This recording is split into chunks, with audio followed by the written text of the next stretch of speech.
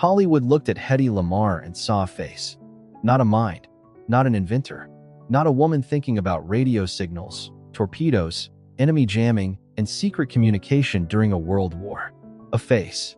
That was the bargain Hollywood offered her. Be beautiful, be mysterious, be desirable. Stand beneath the lights and let the camera turn you into something almost unreal. And for years, the world accepted that version of her. Hedy Lamarr became one of the most admired women in classic Hollywood. She was called one of the most beautiful women in film. Her image traveled farther than almost any explanation of who she really was. But hidden behind that image was a patent, a real one. Filed during World War II, created with composer George Antheil, a system designed to make radio-controlled weapons harder to jam by shifting frequencies in a synchronized pattern. In another life, it might have changed how people spoke about her while she was still alive. But in the life Hedy Lamarr actually lived, the world mostly wanted her beauty first. Her intelligence could wait, and that waiting became the quiet tragedy of her legacy. Because Hedy Lamarr was not unknown, she was not invisible, she was not a woman history failed to photograph. The deeper wound is stranger than that. She was seen everywhere on movie posters, magazine covers, screens, publicity stills, but she was not fully recognized. Hollywood did not erase her. It enlarged one part of her so much that the rest almost disappeared. That is what makes her story more painful than a simple forgotten genius tale. Hedy Lamarr did not spend her life outside the spotlight, hoping someone would notice her. She lived inside the spotlight, while one of the sharpest parts of her was treated like a side note. The public saw the glamour, the studios sold the glamour, the camera worshipped the glamour, and somewhere beneath all of it was a woman who did not want to be reduced to the shape of her own face. In 1942, while the world was at war, Hedy Lamarr and George Antheil received U.S. Patent No. 2,292,387 for a secret communication system. It was not a costume. It was not studio publicity. It was not a charming hobby invented after the fact to make a movie star seem more interesting. It was a serious idea, aimed at a serious military problem: how to keep an enemy from interfering with radio signals. The patent described a way for a transmitter and receiver to move together across different frequencies, making the signal harder to block. There was even a strangely beautiful mechanism at the heart of it, something inspired by the logic of player piano rolls, with synchronized movement and shifting channels. A Hollywood actress and a composer imagined secrecy through rhythm, signal through pattern, survival through motion. And yet, at the time, the idea did not bring Hedy Lamarr the kind of recognition that might have changed her public life. The Navy did not put the system into use then. The patent expired before she saw financial benefit from it. And the world moved on, still calling her beautiful, still repeating the word that had followed her like a shadow. Beautiful. It is an easy word. It fits on posters. It sells tickets. It does not require anyone to ask what a person is thinking. For Hedy Lamarr, beauty was not the lie. She was beautiful. The lie was that beauty was the most important thing about her. That is the difference. This story is not about proving that Hedy Lamarr was more than a pretty face in the simplest, most obvious way. It is about asking why the world needed so much time to believe that beauty and intelligence could exist in the same woman without one canceling the other. It is about a studio system that knew how to manufacture desire, but not how to recognize invention. It is about a war effort that could use her fame, but did not fully use her mind. It is about a woman who lived long enough to see her face become legend, but had to wait decades before her ideas were treated as part of that legend too. And the most haunting part is this. Hedy Lamarr was not forgotten because she failed to become famous. She was forgotten in the one place where fame could not protect her: her mind. To understand how that happened, we have to begin not with the patent and not with the technology that later made people look back at it differently. We have to begin with the image Hollywood built around her. Because before Hedy Lamarr's invention could be buried under her beauty, Hollywood first had to teach the world how to look at her. Before she became Hedy Lamarr, she was Hedwig Kiesler. That name already sounds like another life, a European life, a life before MGM, before the American publicity machine, before Hollywood learned how to turn her into an image that could be sold around the world. By the time she arrived in the United States, Hollywood did not need to understand her fully to know what it wanted from her. It wanted mystery. It wanted foreign elegance. It wanted a woman who seemed as if she had stepped out of another world. carrying beauty like a dangerous secret, and Hedy gave the studios exactly the surface they were looking for. Dark hair, stillness, a face that could hold the camera without appearing to chase it. She did not have to move much.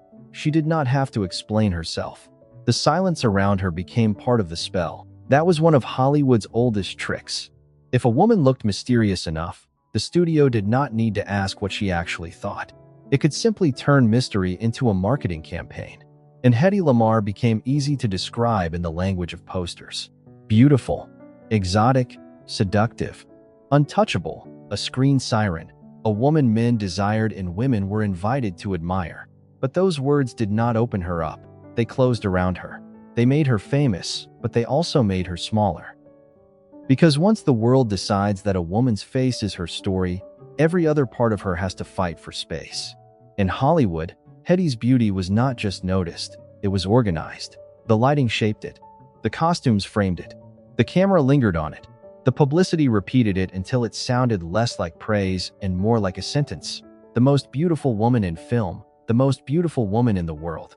Phrases like that can sound like gifts, but they can also become cages. Because after a while, the phrase does not describe a person anymore. It replaces her. The public did not ask whether Hedy Lamarr was curious, restless, technically minded, frustrated, observant, or bored by the narrowness of what she was allowed to be. The public knew what it had been taught to know. She was beautiful, and that was supposed to be enough. For the studios, it was more than enough. A face like Hedy's could sell glamour without explanation. It could sell desire without context. It could sell the fantasy of old Hollywood at its most polished and distant. But glamour has a cost when it becomes the only language people use for you. It freezes you. It takes a living person and turns her into a surface. And once that surface becomes valuable, the system around it has very little interest in what might be happening underneath. That was the first crack in Hedy Lamarr's story. Not a scandal, not a sudden fall, not one dramatic night when everything changed. The first crack was quieter. It was the gap between how the world looked at her and what the world failed to ask. Hollywood could frame her face perfectly, but it did not know how to frame her mind. And in that gap, the tragedy began to take shape. Because Hedy Lamarr was not simply a woman who later surprised people by having an invention attached to her name. The signs were there much earlier. She had a mind that wandered beyond scripts and camera angles. She was interested in mechanisms, ideas, systems, improvements, the hidden workings behind visible things. That detail matters because it changes the whole meaning of her beauty. She was not a passive object waiting to be discovered by history. She was thinking while other people were looking. While magazines printed the myth, while studios polished the image, while audiences watched her as if she were made only of light and shadow, Hedy was carrying another self through the same rooms. A self that did not fit neatly into the role Hollywood had prepared. And that is where her story becomes more complicated than the usual tale of a movie star trapped by fame. Many stars are trapped by fame. Many are simplified by publicity. Many are forced to perform a version of themselves until the performance becomes impossible to separate from the person. But Hedy's case has a sharper edge, because the part of her that went unseen was not vague. It was not merely depth in a general sense. It was not just sadness behind the smile, or loneliness behind the glamour. It was a concrete intelligence, a problem-solving intelligence. The kind that could look at a war, at radio signals, at the danger of interference, and imagine a pattern moving fast enough to escape an enemy's reach. That is why the Hollywood image feels so cruel in hindsight. Not because beauty is shallow by itself, but because the system treated her beauty as if it explained her. And it did not. It explained what Hollywood wanted. It explained what the camera could use. It explained what audiences had been trained to consume. It did not explain Hedy Lamarr. The woman behind the image had crossed oceans, languages, studios, and identities. She had been renamed, repackaged, and presented as a fantasy. Her face had become public property in a way that few faces ever do. But the more famous that face became, the harder it was for people to imagine the private mind behind it. That is one of the strange cruelties of being turned into an icon. An unknown person has to fight to be seen. An icon has to fight to be seen clearly. Hedy Lamarr's problem was not that nobody looked at her. It was that everyone looked at her through a frame someone else had built. And for a long time, that frame held. The glamour held. The myth held. The phrase beautiful woman followed her from one article to another, one memory to another, one generation to another. Then history added another phrase, inventor, but by the time that word began to matter, the old image had already done decades of work. To understand why her invention was ignored for so long, we have to look past the movie posters and step into the part of Hedy's life Hollywood did not know how to sell. The part where beauty was no longer the point. The part where her mind began moving toward war. The part of Hedy Lamarr that Hollywood did not know how to use did not appear suddenly in the middle of the war. It had been there long before the patent. Long before the language of frequency hopping entered her life. Long before the world began looking back at her and asking how a woman sold as pure glamour could have been thinking about secret communication systems.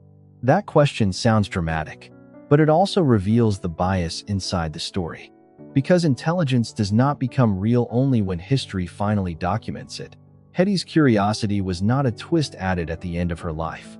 It was part of the life itself. She was interested in how things worked, not only how things looked.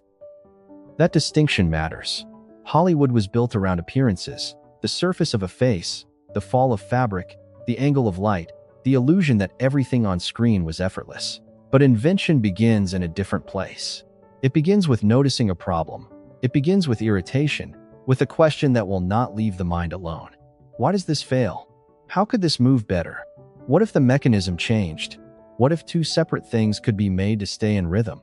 That kind of thinking does not always announce itself loudly. It can exist quietly in a person who is being underestimated in real time. And Hedy Lamarr was underestimated in a very specific way. People did not assume she had nothing. They assumed she had already given them everything worth seeing. Her beauty made her visible, but it also made her easy to misread. It invited people to stop at the first answer, and the first answer was always the same. She was a movie star, she was a face, she was a fantasy. But behind that fantasy was a woman who had lived close enough to power, weapons, and European anxiety to understand that war was not abstract. It was not only something happening in newspaper headlines or speeches. It was machinery. It was strategy. It was fear translated into systems. Her earlier life in Europe placed her near conversations and environments that were far removed from a Hollywood soundstage. Some accounts connect that period with her exposure to military technology and armaments. That detail should not be turned into a spy tale, because the stronger story does not need that kind of exaggeration. The stronger story is simpler. Hedy Lamarr had seen enough to know that beauty was not protection from history. By the time she was in America, Europe was moving toward catastrophe. The war was not just a political event somewhere else. It followed people. It crossed oceans through memory, fear, loyalty, guilt, and urgency. And for Hedy, the desire to contribute did not appear in the form Hollywood expected. Hollywood knew what to do with a famous woman during wartime. It knew how to put her in front of crowds. It knew how to turn celebrity into patriotism. It knew how to make a glamorous face useful. But Hedy's mind moved toward a different kind of usefulness. She was thinking about weapons that could be blocked, signals that could be jammed, radio control that could be interrupted by an enemy. The invisible battle happening not on a screen, but through frequencies moving through the air. That is the first real turn in her story. Not the patent itself, the decision to think seriously about a problem that no one had asked her to solve. Because no one needed Hedy Lamarr to do that. The system around her did not reward it. The studio did not build her image around it. The public did not ask for it. And that is what makes the choice revealing. When a person pursues an idea that gives them no immediate advantage, it tells us something about who they are when the camera is not deciding their value. Hedy was not inventing as a performance of intelligence. She was not building a clever anecdote for future biographies. She was trying to solve something, and the thing she tried to solve was not small. Radio-controlled torpedoes had a terrifying possibility and a dangerous weakness. If a signal could guide a weapon, an enemy might also interfere with that signal. Jam it, block it, make it useless. The problem was not only how to send a message. The problem was how to keep the message alive while someone else was trying to destroy it. That idea has an emotional echo in Hedy's own life. Her public image was also a kind of signal, a message sent out into the world by studios, photographers, journalists, and audiences. But it was not fully hers. It was interrupted by other people's expectations. Beauty jammed the signal of intelligence. Desire jammed the signal of seriousness. Fame jammed the signal of personhood. That is not a technical fact. It is the emotional pattern of her story. And once you see that pattern, the invention becomes more than a surprising biographical detail. It becomes almost painfully fitting. Hedy Lamarr was trying to imagine a communication system that could evade interference. At the same time, her own identity was being interfered with by one of the most powerful image-making machines in the world. Hollywood did not silence her completely. It simply kept broadcasting the easiest version of her, again and again, until that version became louder than everything else. To move beyond it, Hedy needed someone who could meet the idea on its own terms, someone outside the studio fantasy, someone who could help turn a wartime intuition into a concrete mechanism. That person was George Antheil, a composer, an experimental mind, an unlikely partner. And together, they would create one of the strangest collaborations in Hollywood history, a movie star and a musician thinking about torpedoes through rhythm, secrecy, and synchronized motion. George Antheil was not the kind of partner Hollywood would have invented for Hedy Lamarr. That is partly why he matters. He was not a studio executive, not a leading man, not another person standing beside her in a publicity photograph, helping the world repeat the same old story about beauty, glamour, and desire. He came from another world. Music, experiment, rhythm, machines. Antheil had built part of his reputation around bold, mechanical sound. He understood timing not only as emotion, but as structure. He understood that separate parts could move together if they were designed to stay in sync. And that made him useful to an idea that sounded almost impossible at first. A signal that would not remain still. A message that could keep moving. A transmitter and receiver that could jump from one frequency to another in the same pattern. So an enemy trying to jam the signal would be chasing something that refused to stay in one place. This was the heart of what Hedy Lamarr and George Antheil worked on together. It was not glamorous in the Hollywood sense. There was no velvet staircase in it, no soft focus close-up, no studio portrait. It belonged to a different kind of imagination, one made of timing, secrecy, precision, and war. And that is what makes the collaboration so striking. A movie star whose public image had been built around stillness and beauty was helping design a system based on movement. A composer whose art depended on rhythm was helping translate that rhythm into communication. Together, they reached for an idea that treated frequency almost like music. Not one fixed note, but a sequence, a pattern, a set of changes that only the right receiver could follow. The patent would later describe a secret communication system using multiple carrier frequencies, with a transmitter and receiver shifting in coordination. It even included the strange, vivid concept of player piano-style rolls, helping keep the changes synchronized. That detail is one of the most cinematic facts in Hedy Lamarr's life. Not because it is romantic, because it is exact. A player piano works because a roll controls the timing. Holes in paper tell the machine what to play and when to play it. The human hand disappears, but the pattern remains. Lamarr and Antheil took that kind of thinking and imagined it inside a wartime communication problem. If both sides of a signal could follow the same hidden pattern, then the signal could keep slipping away from interference. It is hard to imagine a sharper contrast to the way Hollywood used Hedy. On screen, her value was often treated as something fixed. A face to be held, a look to be repeated, a mystery to be preserved. But in the invention, value came from motion, from refusing to remain available to the enemy, from not being pinned down. There is a quiet poetry in that, but the fact itself is stronger than the poetry. In 1941, Hedy Lamarr and George Antheil filed their patent. In 1942, U.S. Patent No. 2,292,387 was granted. The title was plain, Secret Communication System. Plain titles can sometimes hide extraordinary stories. Because behind those words was one of the strangest collisions of the 20th century: classic Hollywood glamour, avant-garde music, and the military urgency of a world at war. And yet, even here, the story should not be exaggerated.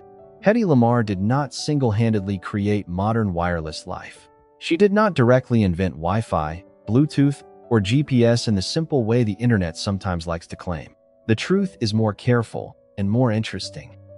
Her work with Antheil became part of a larger history of spread spectrum and wireless communication, one important development among many, remembered later because it anticipated ideas that would matter deeply in the modern world. That careful truth is enough. It does not need to be inflated, because the real drama is not that a movie star secretly built the future with her own hands. The real drama is that she had a serious technical idea at all, and the world around her was not ready to take that idea as seriously as it took her face. That is where the pain begins to sharpen. A patent is official. It has names, dates, claims, diagrams. It does not care whether a person is photogenic. It does not care whether the studio knows how to sell her. It records that an idea existed. It says, this was thought through. This was filed. This was granted. For Hedy, that should have been a doorway into another kind of recognition, not a replacement for her acting career, not a rejection of her beauty, simply proof that the woman on the poster was not only the poster, but the world did not move that way. The patent existed, the war continued, the studio image continued, and Hedy Lamarr remained, to most people, exactly what Hollywood had taught them to see. The beautiful woman, the mysterious woman, the screen siren, the face. What makes this section of her life so frustrating is that the invention was not hidden because it was imaginary. It was hidden in plain sight because the culture did not know where to place it. A beautiful actress could entertain troops. She could sell war bonds. She could lend glamour to a cause. But a beautiful actress as an inventor of a military communication system that did not fit the frame. And when something does not fit the frame, people often treat it as less real. That is what Hedy was up against. Not one villain, not one closed door, but a whole arrangement of expectations. A studio system that valued her as image. A military establishment that did not immediately use the invention. A public that found it easier to repeat a legend of beauty than to revise its understanding of the woman behind it. The tragedy is not that Hedy Lamarr had no proof. She had proof. The tragedy is that proof does not always change how people see. Sometimes the world can hold a patent in one hand and a movie poster in the other, and still choose the poster. For Hedy, the next wound would come from that choice. Because once the idea had been recorded, once the patent had been granted, one might expect history to begin correcting itself. Instead, the correction would take decades, and before the world praised the inventor, it would send the movie star back to the role it already understood. The cruelest part of Hedy Lamarr's invention is not that it disappeared immediately. It existed. It was filed. It was granted. It sat there with official language around it, carrying the names of Hedy Lamarr, Markey, and George Antheil, as if history had quietly written down the truth before anyone was ready to read it. But a patent is not the same as recognition. A patent does not force a culture to change its mind. And for Hedy, that difference mattered. The United States was at war. The stakes were enormous. A system that could help protect radio-controlled weapons from interference seemed, at least in concept, to belong to the urgency of that moment. But the Navy did not put Lamarr and Antheil's system into use at the time. The idea remained ahead of the world that had received it. And Hedy Lamarr, the woman whose name was attached to that idea, was still easier for the world to use in the way it already understood. As a star, as a face, as a glamorous symbol standing in front of crowds, as a woman whose beauty could be turned into money, attention, and patriotic spectacle. That is where the story becomes almost unbearably precise. When Hedy tried to contribute through an invention, the system did not know what to do with her. When she contributed through celebrity, the system understood immediately. It could put her before the public. It could let people look at her. It could transform admiration into war bonds. Her face had a function. Her fame had a function. Her glamour had a function. But her mind, at least in that moment, was not given the same room to function. That is not only a story about Hedy Lamarr. It is a story about the limits of imagination inside institutions. Hollywood could imagine her as desirable. The public could imagine her as untouchable. The war effort could imagine her as useful when her beauty brought people closer. But the idea of Hedy Lamarr as a technical thinker, as someone whose mind might belong in a conversation about signals, weapons, and communication systems was harder for the world to absorb. Not because the evidence was absent, because the frame was wrong. And when a frame is powerful enough, even evidence has to fight to be seen. Think about the strange contrast. On one side, there was the studio image, polished, still, perfected, repeated. On the other side, there was the invention, restless, shifting, built on movement, designed to avoid being blocked. Hedy's public life asked her to remain fixed. The patent imagined escape through motion. That is why this part of her story hurts. The invention almost feels like a metaphor her life had written without asking permission, a signal trying not to be jammed, a pattern trying to survive interference, a message moving from one frequency to another because staying in one place made it vulnerable. And Hedy herself was living inside interference every day. Her intelligence was interrupted by glamour. Her seriousness was interrupted by desire. Her name was interrupted by the myth attached to her face. Every time the world said beautiful and stopped there, another part of the signal was lost. The tragedy was not loud. There was no single moment when someone stood before her and declared that her mind did not matter. Real erasure is often quieter than that. It happens through repetition, through what gets printed again and again, through what gets asked in interviews and what does not, through what kind of story a woman is allowed to have, through the soft violence of being praised so narrowly that the praise becomes a wall. Hedy Lamarr was praised constantly for the thing the world wanted from her. That is what made the neglect harder to see. If a woman is ignored completely, the injustice is obvious. But if she is adored for the wrong reason, the injustice can disguise itself as admiration. That was Hedy's cage, not hatred. Adoration, a kind of admiration that did not ask enough. A kind of fame that left no space for surprise. The public did not need her to be stupid. It simply did not need her to be brilliant. And there is a difference. One is an insult. The other is a refusal to expand. For years, the refusal held. Her patent did not become the center of her reputation. Her technical work did not reshape the way Hollywood spoke about her. The studios continued to sell the image they knew how to sell. And Hedy continued to live under a label that sounded like a compliment but behaved like a verdict. The most beautiful woman. The phrase followed her so faithfully that it almost drowned out the more complicated truth. Because once the world names you by your surface, it becomes difficult to hear anything beneath it. And even when the world later began to change its mind, the timing would remain painful. The patent had a life of its own. Ideas sometimes do. They can survive neglect better than people can. They can sit in archives, in technical histories, in forgotten documents, waiting for another generation to recognize their shape. But people cannot wait forever without cost. Hedy grew older. The glamour that had once made her valuable to the studio became less useful to the same culture that had demanded it from her. That is another cruelty in the story. Hollywood teaches women that beauty is their power, then punishes them when that beauty changes. It turns a face into currency, then lets the currency lose value. And for Hedy, the world had spent so long looking at her face that when time altered it, many people still did not know how to look for anything else. The invention was still there. The mind had always been there.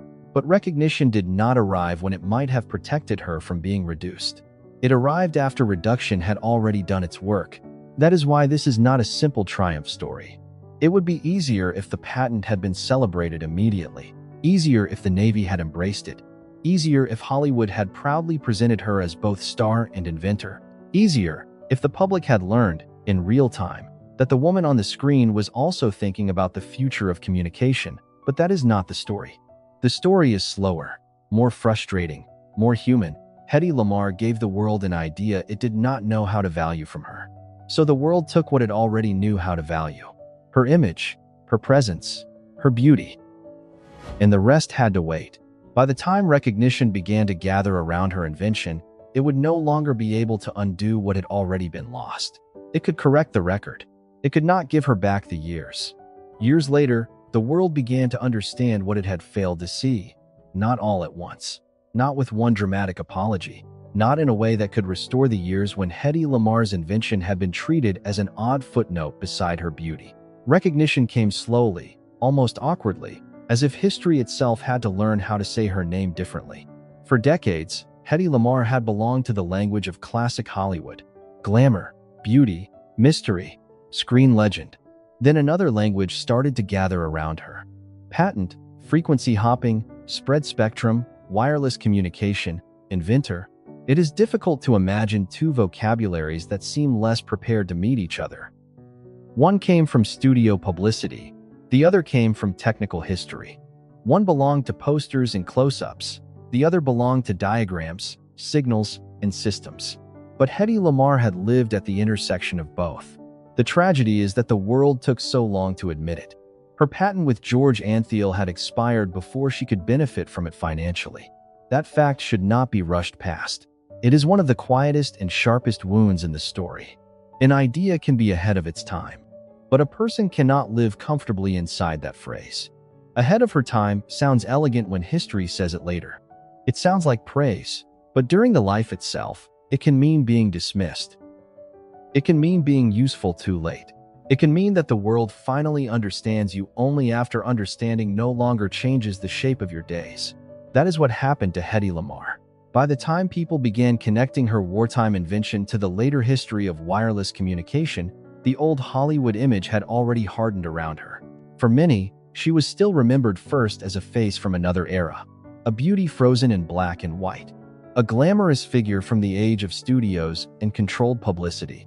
And then, slowly, the second story emerged. The actress had a patent. The most beautiful woman had worked on a secret communication system. The screen siren had imagined a way for signals to move. At first, this revelation had the shape of a surprise. But if the story is told correctly, it should become something deeper than surprise. Because the point is not simply that Hedy Lamarr was smarter than people expected. That framing still centers the expectations. The point is that the expectations were too small. The world had built a narrow room for her, then acted astonished when evidence appeared that she had always been larger than the room. That is why the modern version of her story has to be handled carefully. It is tempting to say she invented Wi-Fi. It is tempting because the phrase is clean, clickable, easy to remember. It gives the story an instant charge. A Hollywood beauty secretly invents the future, but the truth is more precise. And the precise truth is stronger. Hedy Lamarr and George Antheil did not directly create the wireless world as we know it today. They created an important early idea connected to frequency hopping and spread spectrum communication, part of a much larger technological history that later generations would recognize as meaningful. That distinction matters. Not because it makes her smaller, because it makes her real. Turning Hedy into a myth of technology can become another way of simplifying her. First, the world simplified her as beauty. Now it risks simplifying her as a miracle inventor. Both versions can flatten the person. The real Hedy Lamarr does not need exaggeration. The real story already contains enough wonder. A woman famous for being looked at helped design a system based on not being easily followed. A woman treated as a fixed image imagined a signal that survived by moving. A woman surrounded by publicity created something meant for secrecy. Those contrasts are more powerful than any inflated claim, and they lead to the deeper reframe of her life. Hedy Lamarr's invention was not a random exception to who she was. It was a clue that the public image had always been incomplete, not false. Incomplete. Her beauty was real. Her stardom was real. Her screen presence was real. But none of those things explained the whole person. The problem was never that people admired Hedy Lamarr's beauty. The problem was that admiration became a stopping point, a full stop, a place where curiosity ended, and for a woman like Hedy, that ending was its own form of erasure. When the recognition finally came, it carried a strange emotional weight. Awards and honors can correct a record, but they cannot rewind a life. They can say, "We see it now." They cannot say, "We saw it when it mattered most." That is the painful difference. Late recognition is still recognition. It matters. It gives future generations a better story to inherit. It allows a young viewer, decades later, to look at Hedy Lamarr and see not only a studio portrait, but a mind at work. But late recognition also reveals the size of the delay. It makes the silence visible. It forces the question that sits underneath the entire story. What would have changed if the world had taken her seriously sooner? Not just as an actress with an interesting hobby, not as a glamorous woman who happened to have a technical anecdote attached to her name, but as a person whose intelligence deserved room, attention, and respect while she was still moving through the world, still negotiating the cost of being seen in only one way. That question cannot be answered cleanly, and maybe that is why it lingers. Because Hedy Lamarr's legacy is not only about a patent, it is about perception. It is about how long it can take for the world to update its image of a person after that image has become profitable. It is about the danger of confusing visibility with understanding. Hedy was visible, almost unbearably visible, but visibility did not save her from being misunderstood, and that is the final reframe. The tragedy was not that no one looked. The tragedy was that millions looked and still missed what was right in front of them. In 1997, Hedy Lamarr received a kind of recognition that should have arrived much earlier. The Electronic Frontier Foundation honored her and George Antheil with a Pioneer Award for their work on frequency hopping. By then, the world had changed. Wireless communication no longer sounded like science fiction. Signals were everywhere. Invisible systems were beginning to shape modern life in ways most people could feel, even if they could not explain the engineering behind them. And suddenly, Hedy Lamarr's old patent did not look like an eccentric footnote anymore. It looked like a message from the past, a message people had failed to read when it first arrived. There is something moving about that, but there is also something painful, because recognition that comes late always carries two emotions at once. One is gratitude, the other is loss. Gratitude that the truth was finally spoken. Loss because the truth had waited so long. For Hedy, the word inventor did not replace the word beauty. It arrived beside it, decades later, trying to correct the balance. But balance is hard to restore after a lifetime of imbalance. The image had already traveled around the world. The old labels had already done their work. The photographs had already fixed her in public memory as a woman of glamour, mystery, and impossible beauty. Now another memory had to be added, not instead of the first one. Alongside it, that is the more honest legacy. Hedy Lamarr was not one thing. She was not only the face Hollywood sold. She was not only the mind history rediscovered. She was both. And the failure was never that people noticed her beauty. The failure was that they treated beauty as if it answered every other question. That mistake followed her for most of her life. It is why her story still feels modern. Because the question underneath it has not disappeared. How many people are seen every day, but seen too narrowly? How many are praised in a way that becomes a prison? How many are rewarded for one part of themselves while another part has to wait for permission to exist? Hedy Lamarr's life does not give us an easy victory. It gives us a correction, a late one, a necessary one. In 2014, years after her death, she was inducted into the National Inventors Hall of Fame. That honor matters. It places her name where it always belonged, not only in the history of Hollywood, but also in the history of invention. But even that honor cannot remove the sadness from the timeline. A Hall of Fame can preserve a name. It cannot return a lifetime of being misunderstood. It cannot go back to the young woman under studio lights and tell the room to ask better questions. It cannot go back to the wartime patent and make the world hear it more clearly. It cannot go back to every magazine headline, every publicity phrase, every easy repetition of the most beautiful woman, and add the missing words: inventive, restless, intelligent, serious, curious, more. That is the word her story keeps asking for. More. More than the posters, more than the close-ups, more than the myth, more than the simple pleasure of looking. Hedy Lamarr's face became one of classic Hollywood's most famous surfaces. But the deeper story was never on the surface. It was in the contradiction between what the world celebrated and what it postponed. The world celebrated her beauty in real time. It postponed her mind. And when history finally returned to her invention, it did something important. It gave later generations a fuller Hedy Lamarr, a woman who could be glamorous without being empty, a woman who could be desired without being reduced, a woman who could belong to cinema and science at once. But maybe the most important part of her legacy is not the technology itself. It is the warning inside the way she was treated.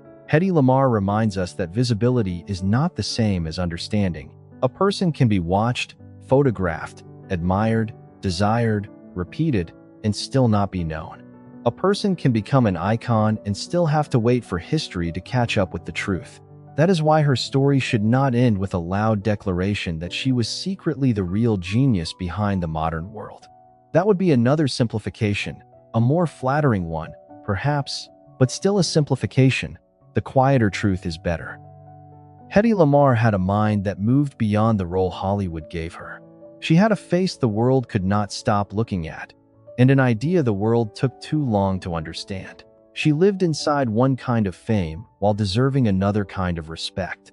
And when we look back now, the tragedy is not that Hollywood called her beautiful. The tragedy is that for too long, it stopped there. So perhaps the fairest way to remember Hedy Lamarr is not to choose between the legend and the inventor. It is to refuse the choice altogether. She was the woman in the frame, and she was the mind outside it. She was the beauty Hollywood magnified, and the signal history almost missed. There is a photograph of Hedy Lamarr in the mind of almost everyone who knows her name. Even if they cannot place the film, even if they cannot remember the year, even if they know only the outline of her legend, they imagine the face first. That is the power Hollywood gave her. And the burden. A face can travel farther than a life. A face can survive when context disappears. A face can become so familiar that people stop wondering who was behind it. For Hedy Lamarr, that was the danger. She became an image before she was allowed to become a full story. And images are easier to preserve than people. They do not argue. They do not invent. They do not ask to be understood differently. They remain where the culture places them. Beautiful, silent, available for admiration. But Hedy Lamarr's story refuses to stay there. It keeps moving. Like the signal she helped imagine, it slips out of the frame Hollywood built for her and asks to be followed somewhere else, away from the close-up, away from the poster, away from the single word that followed her for most of her life. Beautiful, not because the word was wrong, but because it was incomplete. That is the quiet lesson in her legacy. Sometimes the world does not need to lie about someone in order to misunderstand them. Sometimes it only needs to tell one truth too loudly. Hedy Lamarr was beautiful. The camera knew it. The studios knew it. The audience knew it. But beauty was never supposed to be the border of her life. It was only one part of it. The tragedy is that the world treated it like the whole. And the irony is that her invention was about communication. A secret communication system. A way of keeping a message alive when someone else was trying to interrupt it. That idea now feels almost too fitting, because Hedy's own message had been interrupted for decades. Interrupted by publicity, by expectation, by gender, by glamour, by the easy comfort of believing that a woman so admired could not also be underestimated. Yet the message survived. Not perfectly, not quickly. Not in time to give her back everything she was owed. But it survived, in a patent record, in later recognition, in the strange astonishment of people who discovered that the woman they had been taught to look at had also been thinking far beyond the image. And maybe that is why Hedy Lamarr still matters, not only because of what she helped invent, but because of what her story exposes. It exposes how easily admiration can become reduction, how fame can cover a person instead of revealing them, how history can look at a woman for years and still fail to see her clearly. When people remember Hedy now, they often try to correct the old mistake by swinging hard in the other direction. They say, she was not just beautiful. That is true. But perhaps the deeper correction is gentler. She did not have to be not just anything. She did not have to subtract beauty to add intelligence. She did not have to escape glamour in order to deserve seriousness. She was allowed to be all of it at once. That is what the world struggled to understand. A screen legend. A restless mind. A woman shaped by Hollywood and yet never fully contained by it. A face made famous by light. An idea built for signals moving through darkness.